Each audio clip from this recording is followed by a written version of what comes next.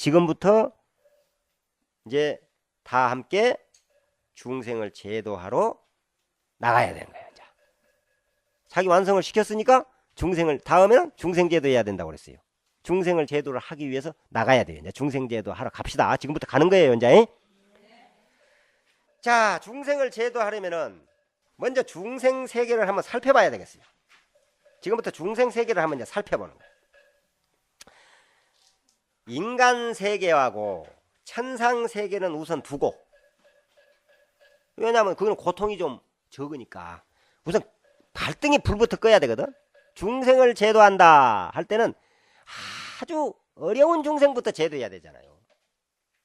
우리가 누군가를 도와줄 때, 이웃을 불우한 사람을 도운다 할 때 지금 당장에 굶어 죽어가는 사람을 먼저 먹여야 되고, 아파서 병들어서 죽어가는 사람을 먼저 치료해야 되잖아요. 우선 급한 중환자부터 치료해야 하는 것이지, 그저 한가은이 심심해서 와서 병원에나 한번 와볼까, 약국이나 한번 와서 은혼하는 사람은 좀 나중에 해도 되죠. 그렇죠?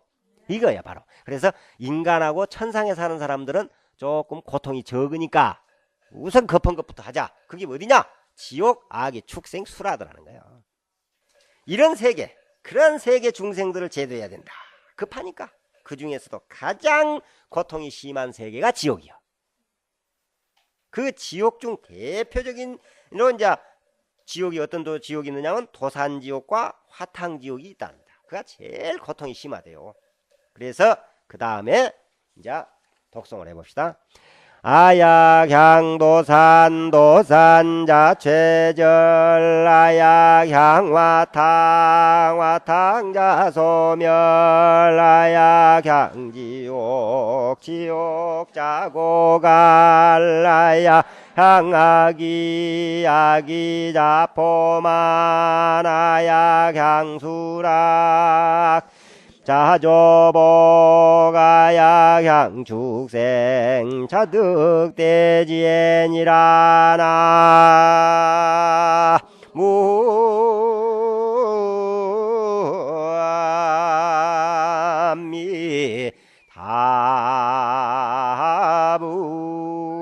무아미타불 아약향도산 도산자체절 그랬습니다. 도산이란 것은 칼산이라고 말해. 칼산. 퍽쩍퍽쩍은 칼산. 산이 그냥 온통 이 칼로 되어 있어. 날카로운 칼로 전부 그 위로 그냥 굴려버리고 그랬다니까. 도산지옥이라는 거야. 얼마나 무서운지 몰라요. 지금 상상만 해보라니까 한번. 도산지옥에 내가 가면, 그런 지옥에 내가 가면은 칼날이 저절로 무너져버리고, 이런 뜻이요. 아약향도산 도산좌체절. 그 말은 내가 도산에 가면은, 아약향도산, 내가 도산으로 향하면은, 내가 가기만 하면은 그냥 그 칼산에서 고통받는 중생들이 그대로 지옥고가 없어져 버린다는 거예요. 칼날이 다 무뎌져 버려. 부드러운 그냥 비단보가 되어버린다니까. 칼이 내가 가기만 하면 그대로. 그 다음에는 아약향 화탕 화탕자소멸. 여기서 말한 화탕지옥은 펄펄 끓는 그런 지옥이에요. 아까 말했듯이 기름 가마니에서 그냥 펄펄펄펄 끓러. 그 속에다 넣었다 끄집어냈다 이런 그런 펄펄 끓는 기름 솥에서 하루에 10,000번을 넣고 죽이고 또 10,000번을 끄집어내서 살리는 고통이 엄청난 지옥입니다. 그렇게 무서운 화탕지옥이라도 내가 가기만 하면은 그 화탕이 메말라버려. 어떻게 이렇게 될 수 있느냐? 우리는 앞에서 어땠어요? 10가지 원을 세워 이루어버렸기 때문에 그런 거예요. 여러분들은 전부 10가지 원을 다 이루어버렸어요. 그러니 도산지옥에 가면은 칼이 싹 비단이 그냥 부드러운 솜이 돼버리고 펄펄펄펄 끓는 화탕지옥에 내가 다 가기만 하면 그 화탕 그 기름 그 펄펄 끓는 기름물이 썩 소멸이 되어버린 거야. 다 메말라 버리는 거야. 팔팔. 여러분들은 설마 그런 세계가 있을까? 그렇게 무슨 칼이 그 위에 막 굴리는 그런 세계가 있을까? 펄펄 끓는 기름 가마가 있을까? 이런 생각을 할지 모릅니다. 그러나 우리들의 현실적 삶에서도요, 마음속으로 정말 가슴을 그냥 도려내는 그런 아픔이 있어요. 살다 보면 그런 아픔이 있습니다. 그리고 그냥 펄펄 기름가마 속에 빠져있는 그냥 가슴에 속에서 그냥 열불이 터지는 그런 일이 있다니까. 살다 보면은 그런 일을 우리 참 불교 신도들은 별로 안 당해서 그러지, 다른 종교 믿는 사람들 그런 사람들 많아요. 우라 터지는 때가 많다니까. 그럴 때 그런 아픔과 고통을 겪을 때 왜 우리 불교 신도들은 그런 게 없느냐? 그런 고통이 있을 때 부처님한테 탁 와서요, 법당에 와서 절을 하고 부처님 감사합니다, 부처님 잘 계셨습니까? 하고 절해버리면은 언제 불덩어리가 어디 가버렸는지 없어져 버리고 칼날로 야 심장을 오려내던 그 칼날이 없어져 버리잖아요. 그런 경험을 합니다. 우리는 해봤어요? 이걸 해봐야 이야기가 되는데, 해봐. 틀림없습니다. 그거 있어. 아무리 고통을 당하다가도요, 부처님한테 와서 참 기도하면은 그 마음이 그 순간만이라도 없어진다니까. 그러니까 여러분들요, 집에서 고통스럽고 무슨 일이 짜증스럽고 잘 안 될 때, 이게 제일 중요한 것이, 그냥 손 끓이고 집에서 있으려고 어디 그냥 쏘다닐 생각하지 말고 가서 참 어디가 그냥 어울러져서 놀아가지고 그때뿐이라니까. 그러지 말고 그때에 부처님한테 오는 거예요. 와서 부처님한테 절을 하고 부처님께 기도하면은 싹 풀어져 버립니다. 어제 우리 그 스님들하고 어디 가서 공양을 하면서 모여서 그런 이야기를 했는데, 주의심이 그런 이야기를 말씀을 하십니다. 참 우리나라의 대학 입시 제도가 얼마나 잘 됐는지도 모른다는 거예요. 지금 난리잖아요. 입시가 잘못됐다고 그러는데 우리 주의심이 그러더라고. 왜 그러냐고. 그렇게 멋있는 말씀을 하세요. 우리나라의 40대 주부가 지금 가장 문제가 많답니다. 할 일이 없다 보니까 이게 우울증 생기고 별스런 병이 다 생겨갖고 난리돼요. 지금 그렇게 돼 있대요. 애들이 중학교만 다녀버리면은 엄마하고 이야기 안 한대요. 지들끼리 놀지. 어디 가서 같이 우리 식구들끼리 가서 식사라도 한번 하자고 하면 안 간대요. 지게 둘이 갔다 오라고 한대. 애들이 그런데요. 근데 40대쯤 되려고 하니 대학 고등학교 1학년 2학년 되니 그놈의 대학 합격시켜야 되겠다고 매달리다 보니까 헛생각 안 할 거다 아니냐 이 말이요. 그래서 그 천만 다행이라고 그러더라니까. 이런 때에 우리가 불교대학이 있어가지고 이런 가장 위험스러운 이 주부들이 와서 우울증 걸리고 지금 그런 나이에 와서 부처님 교리를 공부하니 얼마나 다행한 일이에요. 큰 복이지. 이런 대복을 지금 우리는 받고 있어요. 내 말이 맞죠? 그러니 마시더니 우리가 원리를 알면은, 아까 일체법을 알아버리면은 이렇게 행복은 세계예요. 대학 못 가서 난리라고 이놈의 정부가 하는 정치들 하는 짓들이 대학 입시제도 하나 제대로 못 해가지고 이런 그냥 가정주부를 애를 미기고 가정에 어려움을 준다, 이런 생각만 할 것이 아니라, 그래도 내가 참 이 나이에 저 애들 뒷바라지라도 안 하고 저녁에 밤늦게 공부하는가 하는가 엮고 다니고 늦게까지 못하고 그러니까 낮에 또 학교 가는 잘 갔는가 뭐 이런 걱정하고 절에 와서 기도하고 이런 기회를 준 저 대학 입시제도가 얼마나 고맙냐. 내게 이런 우울증도 안 생기고 이런 생각도 해볼 필요가 있잖아요. 그래서 우리가 속이 상해서 가슴속에 불덩어리가 활활 타오르더라도 어쨌든 부처님을 의지하라 이 말입니다. 부처님을. 그런 경험을 종종 해야 됩니다. 그래서 가슴에 그냥 칼로 막 찢어버리는 그런 아픔도 부처님한테 와서 기도하면 편안한 그런 느껴집니다. 이렇게 일체 중생들의 가슴이 칼로 오려내는 것 같고 불로 튀기는 것 같고 그러한 고통을 당할 때 내가 가서 위로해주고 고통을 함께 없애주고 그런 원을 세워야 된다. 이런 원을 세우면 얼마나 좋겠어요. 또 얼마나 멋진 인생입니까? 누군가가 참 가족 중이건 이웃 친구건 어려움을 당했을 때 가서 함께 고통을 해결해주는 이런 마음. 여러분들은 저 모두가 열 가지 원을 탁 성취를 오늘 해버렸어 다. 그러니 이제 여러분들 가기만 하면 어디든지 내가 가기만 하면 해결된다니까. 그러려면은 먼저 자기가 지혜로워야 되고 자기 자신의 마음이 편안해야 돼요. 남을 편안하게 하기 위해서는 내 마음이 편안해야 됩니다. 내 마음이 편안하지 않고는 절대 다른 사람을 편안하게 해줄 수가 없어. 이게 이제 문제예요. 바로 이게. 그러니까 자기 마음 편안치 못한 사람이 가서 편안하게 해준다고 하면 불난 집에 부채 지르는 게. 내가 가기만 하면은 나를 보기만 해도 그냥 마음이 편안해져야 된다는 거야. 이렇게 토산지옥, 화탕지옥 둘을 예를 들었고, 그 다음 이제 모든 지옥. 사실 지옥의 수는 한량이 없습니다. 그래서 아약향지옥, 지옥 자고갈 그랬어요. 즉 내가 지옥에 가면 그 지옥이 저절로 없어져 버린다는 겁니다. 자, 다음 아약향 악귀, 악귀 자포만. 악귀라는 것은 배고픈 귀신을 악귀라고 그래요. 악귀는 어떻게 생겼느냐면은 입은 바늘구멍만밖에 안 하는데 배는 황소배만 하다네. 그러니까 저는 산덩어리만, 그냥 나는 제주도 사니까 한라산 덩어리만 하는 배는. 근데 입은 바늘구멍. 그러니 그 입에다 넣어가지고 뭘 넣어서 배를 채우겠어요. 그래서 항상 배가 고플 수밖에. 껄껄껄껄껄 배가 고파. 그런 귀신을 악귀 귀신이라고 합니다. 악귀 귀신. 배가 고파요. 이런 악귀는요, 귀신들만 있는 것이 아니라 세상에 사는 사람들도 엄청나게 많아요. 아이, 욕심 많이 부리면은 악귀지. 그러니까 자기가 99,900원 있는데 99,900원 100원짜리 저 사람 것을 뺏어와 버리면은 10만 원을 채울 수 있다는 거예요. 이게 악이요. 그러니 99,900원 있는 사람이 100원 있는 사람보다도 더 배고프다니까. 이게 악이에요. 이해가 가죠? 자, 역시 참 초가을이라 산떠더니 머리가 좀 맑아. 잘 이해를 잘하네. 더. 그러니까 탐심이 많으면 악이야. 이 악이는 도저히 뭘 먹어가지고 배를 채울 수가 없다니까.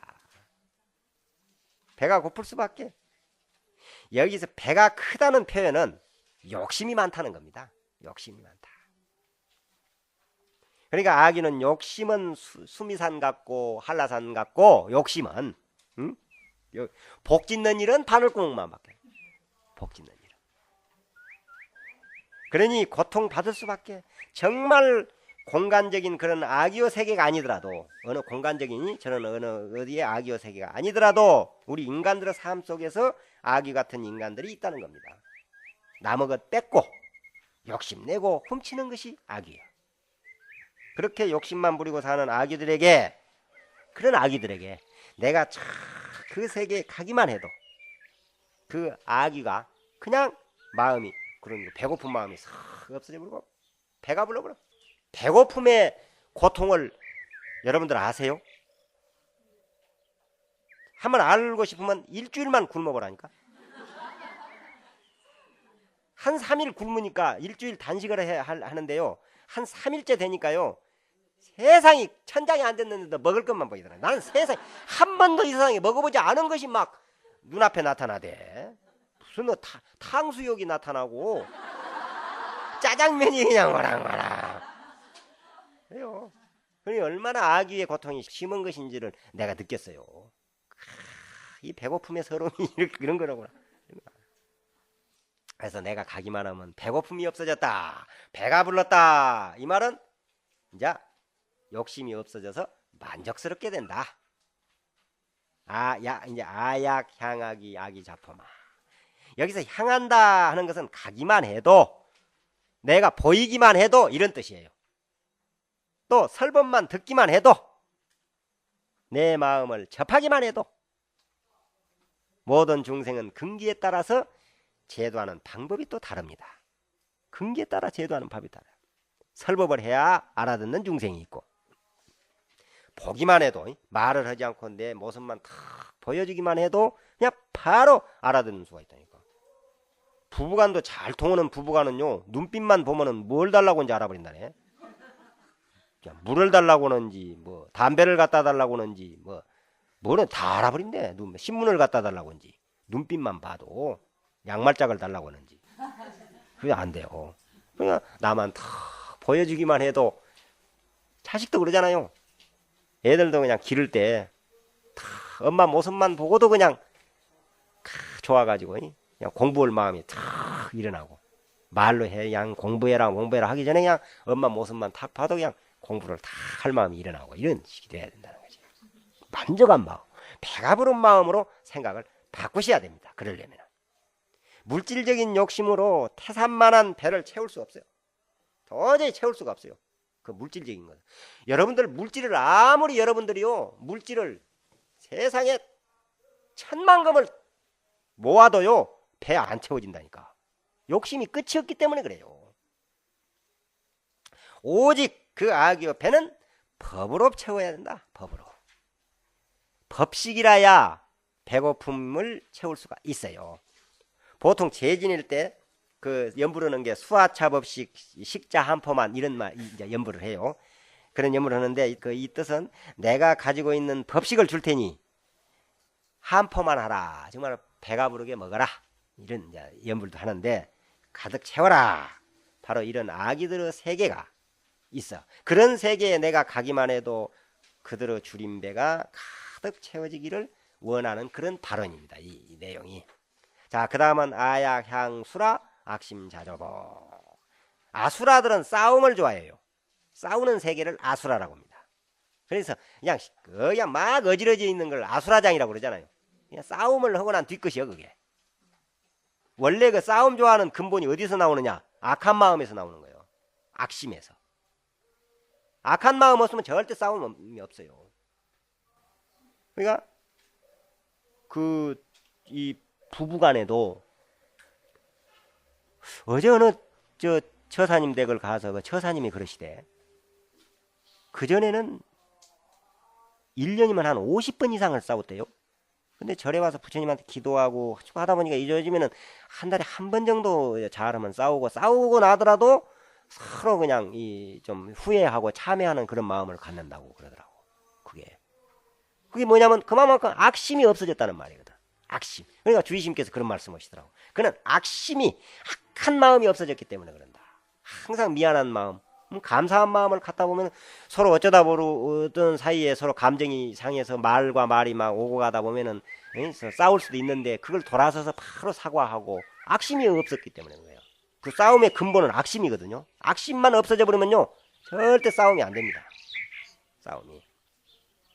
그래서 그런 마음, 나를 보기만 해도 마음이 편해지고 남을 미워하고 헐뜯고 해치고자 하는 마음이 없어져 버린다는 거야. 그래서 덕으로 혹은 법으로 항복받는 거지. 자기도 편안한 마음을 갖고 상대도 편안하게 해서 악한 마음, 싸우고자 하는 마음이 저절로 없어지도록 그런 해주겠다 하는 그런 원이 담겨있는 그런 글입니다. 이게. 응? 아약향수라 악심자조복이. 자, 이제 마지막이죠. 아약향축생 자득대지. 일반적으로 축생이란 어리석은 걸 축생이라고 합니다. 축생은 어리석어요.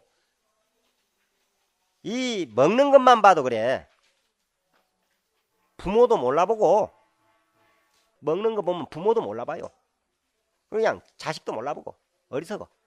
그런 어리석은 짐승들에게 내가 가면은 스스로 지혜를 얻게 된다. 이런 발언이요. 여기.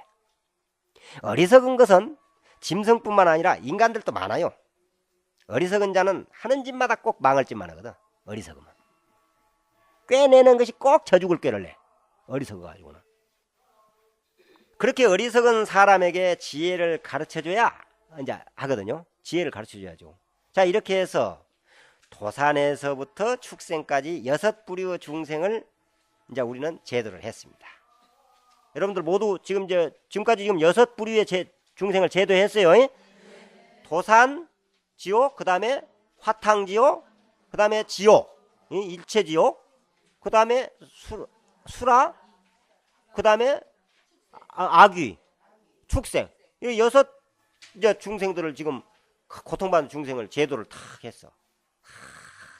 이렇게 중생을 제도해야 극락에 갈 자격이 있다는 거예요. 중생 제도를 하지 않고는 극락 갈 자격이 없습니다. 절대. 이 천수경이요 이렇게 순서적으로 착착 되어 있어. 우리가 극락에로 지금 갈 수 있고 신묘장구 대다란이라는 대다란이를 독송해서 우리가 극락을 가고 나 모든 소원을 다 성취하려면은 그러기 전에 이게 준비 과정이에요. 이게 다 10가지 소원을 다 내가 내 자신을 다 완성을 시키고 그 다음에 내 완성을 시켰으니 중생을 제도하고 우선 급한 중생들부터 내 6부류를 먼저 제도를 탁 했어. 이렇게 이제 극락을 가야 되는 거예요. 그래서 여러분들은 사실은 이때의 극락을 가야 되는데 어떻게 된 것이 저 우리 불교대학 3기생은요 먼저 극락을 갔다 와서 이거 지금 자 시작을 했어요. 순서가 그렇게 됐습니다. 지금 그 왜 그랬는지 알아요? 그 기억납니까? 제 1첫 시간에 개학한 다음에 개강을 하고 나서 바로 아미타경 강의를 받았죠. 그때 극락을 우리가 관광을 했잖아요. 원래 이제 여기서 극락 관광을 해야 되는데 이제 그 자격이 있었는데 근데 이제 워낙 대불교대학 학생들이라 보다 보니까 먼저 가버린 거야. 극락을. 아미타 부처님께 이제 나오는 거야. 자, 그러면은 여기서 이제 다음을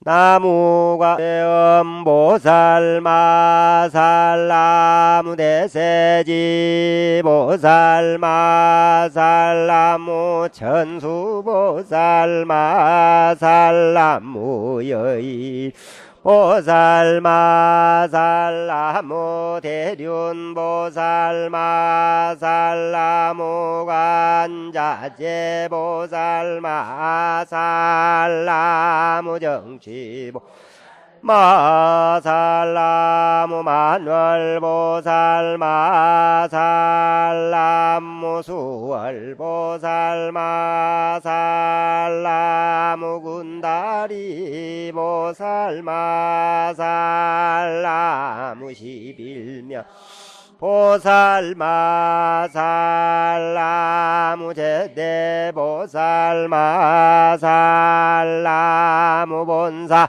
아미타불. 자, 여기까지 이제 모든 보살들에게 이제 귀의를 하고 나무 관세음 보살로부터서 이제 보살 12보살들에게 이제 귀의를 하고 마지막에 나무 본사 아미타불 아미타부처님께 귀의하는 거야. 여기 내용을 한번 알아봅시다. 나무 관세음 보살 마사. 나무는 무슨 뜻이냐? 귀의한다. 의지한다. 그러니까 관세음 보살님께 토라가 의지한다. 그러니까 마살이라는 말은 크다를 강조한 뜻입니다. 이게 나무 관세음 보살 마살이라면 관세음 보살님 같이 거룩하신 그런 큰 보살님께 귀의합니다. 대보살님, 보살 중에 더욱 큰 보살, 이런 냐요. 거룩한 보살이라는 뜻도 되고요. 다시 해석을 하면은 거룩하고 대보살인 관세음보살님께 귀의합니다. 이게 첫 번째 귀의요. 이런 뜻이요. 그 다음은 나무 대세지보살 마사. 거룩하고 큰 보살인 대세지보살님께 귀의합니다. 이 말입니다. 그러니까 극락에 가면요. 지난번에 우리 극락 갔다 왔죠? 왜 웃어요? 너무 좋아서 그러지? 극락 구경 우리 했어요. 그래 사실 극락을 갔다고 하기는 좀 그렇고 극락 관광만 하고 왔죠. 극락에 가보니까 그렇게 돼 있었어요. 가운데에 아미타 부처님이 계시고 왼쪽에 관세음보살님이 계시고 오른쪽에 대세지보살님이 계신다고 그랬어요. 그랬죠? 그럼 관세음보살님은 자비를 상징하고 대세지보살님은 지혜를 상징한다. 이렇게 지혜의 보살이다. 그랬어요. 그걸 공부했죠. 바로 그와 같이 대세지보살님 그런 지혜가 충만하신 그런 대보살님이신 대세지보살님께 귀의합니다. 이래서 이제 자비와 지혜를 상징한 것이 우리 불교 종교다 그 말이에요. 우리 부처님은 지혜와 자비를 다 갖추신 분이기에 귀입을 양족전 그럽니다. 부처님께 거룩한 부처님께 귀의합니다. 그 양족이라는 것이 바로 자비와 지혜를 완성했다. 만족했다. 이런 만족해서 갖추었다. 그러기에 불보살은 지혜가 있기에 생사의 중생세간에 머무르지도 않고 또한 자비가 있기에 생사가 없는 열반의 세계에도 머무르지 않는다. 이래 말이에요. 이것은 이런 것을 무주체 열반이라고 그럽니다. 지혜가 있으니까 열반의 세계에 가서 있을 수도 있어요. 지혜를 터득했기 때문에. 그러나 열반의 세계만 있는 것이 아니라 자비가 있기 때문에 열반의 세계에 있지도 않는다는 거예요. 어디 오느냐? 중생을 제도하기 위해서 이런 더러운 세간에도 내려오신다는 거죠. 이게.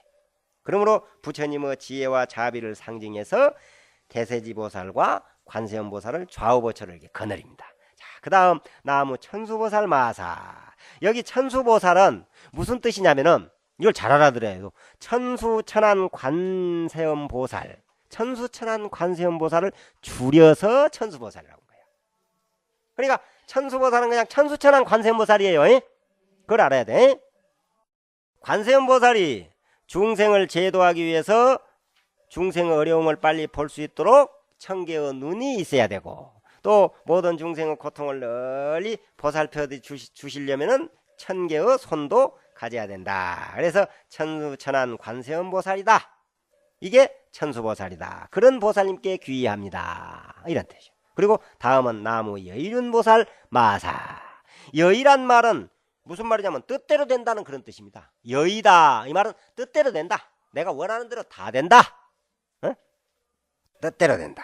그래서 자기 뜻대로 자기 마음대로 법을 세상에 편다. 이걸 여의륜보살 그럽니다. 이 여의륜보살도 관세음보살이, 우리가 지금 이야기하는 관세음보살이 그 중생들을, 일체 중생들을 제도하는 한 모습입니다. 이게 여의륜보살도 다른 어떤 특별한 여의륜이라는 이름을 가진 보살이 있는 것이 아니고 관세음보살님께서 중생을 제도하는 한 모습이에요. 그 여의륜보살, 관세음보살이에요. 이렇게 아세요? 알았죠? 또 다음 나무 대륜보살 마살. 앞에 여의륜이라는 것은 법의 수레를 자기 뜻대로 굴린다는 뜻이고, 여의륜은 그는 법의 수레를 뜻대로 자기 마음대로 굴리는 거예요. 그래서 중생을 제도하고, 여기서 대륜이라는 것은 대승을 말합니다.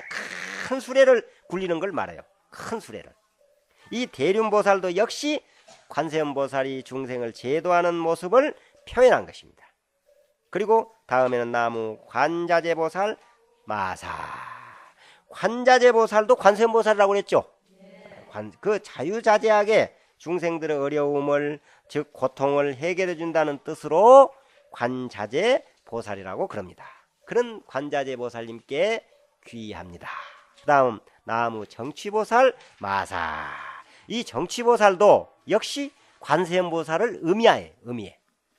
화엄경에 보면요, 53선시식 중에 선제동자가 이제 53분의 선지식을 쭉 찾아다니면서 법을 배우거든요.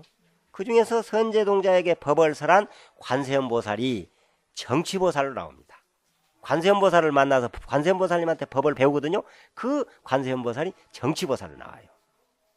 어쨌든 이 보살도, 그러니까 정취보살도 관세음보살이구나, 이렇게 아시면 돼요. 또 나무 만월보살 마사. 만월이라는 말은 둥근 달을 뜻하거든요. 둥근 달. 관세음보살이 그 공덕이, 관세음보살의 지혜와 공덕과 자비와 가피력이 만월, 즉 큰 둥근 달처럼 둥글게 가득 그냥 갖춰졌다. 만월이란 말은 가득하다, 그런 뜻이니까 달이 가득 찼다 이 말이에요. 그러니까 관세음보살님의 공덕이 가득하다, 이렇게 만월이란 이런 뜻입니다. 관세음보살의 공덕, 관세음보살의 자비, 관세음보살의 가피력이 가득하다, 그런 뜻으로 우리에게 베풀어주는 그 공덕이 가득하다는 그런 뜻으로 만월보살이라고 한다. 이렇게 아셨죠? 예. 그 다음에 나무 수월보살 마사. 수월이란 말은 물에 비친 달을 말해요. 물에 비춰져 있는 달을 말합니다. 그러니까 그 물개 그림자로 저 달이 딱 비춰져 있어요. 그러니까 저 강원도 저 강릉 가면은 그 호수 있잖아요. 강릉에 그 호수에 뭐 경포대, 거기 가면은 달이 5개라고 하잖아요. 응? 호수에 비친 달, 뭐 술잔에 비친 달, 뭐 그것도 그냥 눈동자라고 하면 재미없고 님의 눈동자에 비친 달. 그렇죠. 그러니까 그 전에 한내의 이별이라는 옛날 그 연극이 있어요. 거기에 막 노래가 나오고 그러거든요. 근데 거기서 어떤 내용이 나오냐면은 그 남자가 여자를 두고 죽습니다. 죽거든요. 그러니까 남자가 여자를 두고 죽는다고 그러니까 어떤 스님이 표현을 그렇게 하면 안 된대요. 어떻게 해야 되느냐. 남자가 젊은 여인을 두고 죽는다기야 멋있대요. 젊은 여인을 두고 죽는다. 이렇게 돼. 그러듯이 그냥 눈동자에 달이 비친 것이 아니라 님의 눈동자에 달이 비쳐. 그러려면은 어떻게 해야 됩니까? 달이 물에 비치려면은 어때요? 물이 맑아야 되겠죠? 님의 눈동자도 맑아야 비치지 후중충하면은 달빛 안 비쳐요. 여러분들 부처님한테 기도 많이 하세요. 기도 많이 하시고 청정한 마음으로 살아야 눈동자에 달이 비칩니다. 그래야 여러분들이 모두가 임이 되는 거예요. 눈동자에 달이 비치도록. 그러려면 마음을 청정한 마음을 가져야 됩니다. 또 고요해야 돼요. 마음은 청정해야 되고 또 고요해야 되고 아무리 맑고 깨끗하고 고요하더라도 어두워 버리면 또 안 비쳐요. 밝아야 됩니다. 이게. 그래서 이걸 삼학이라고 해요. 개정해. 그걸 물로 비유를 한 거예요. 첫째 물이 맑아야 달빛이 비치고 또 막 출렁거려 버리면 달빛이 안 보여요. 그림자가 달빛이 거기에 달 그림자가. 그리고 아무리 그래도 밝아야 돼. 밝아야 달빛이 비쳐. 그러듯이 여러분들이 맑은 마음을 가져야 여러분들 눈동자에 달빛이 있고 또 고요해야 눈동자가 고요해야 돼요. 막 출렁거리면 안 비쳐요. 그리고 밝아야 됩니다. 그래서 그러한 뜻으로 해서 수월보살 우리 마음을 물에 비유를 했어요. 부처님의 법을 달빛이라고 했고 부처님의 법을 달빛에 비유를 하고 우리의 마음을 물에 비유를 했다. 그래서 수월이라고 한다. 수월. 진리가 마음에 자기 그 진리 부처님의 진리가 마음에 밝게 비춰질 수 있다는 겁니다. 그래서 수월보살 이 수월보살도 관세음보살의 자비와 공덕이 우리 마음에 비치는 진리를 상징해서 수월보살 마살 그런 수월보살 마살님께 귀의합니다. 그리고 다음에 나무 군다리보살 마살 군다리는 감노병을 군다리라고 그래요.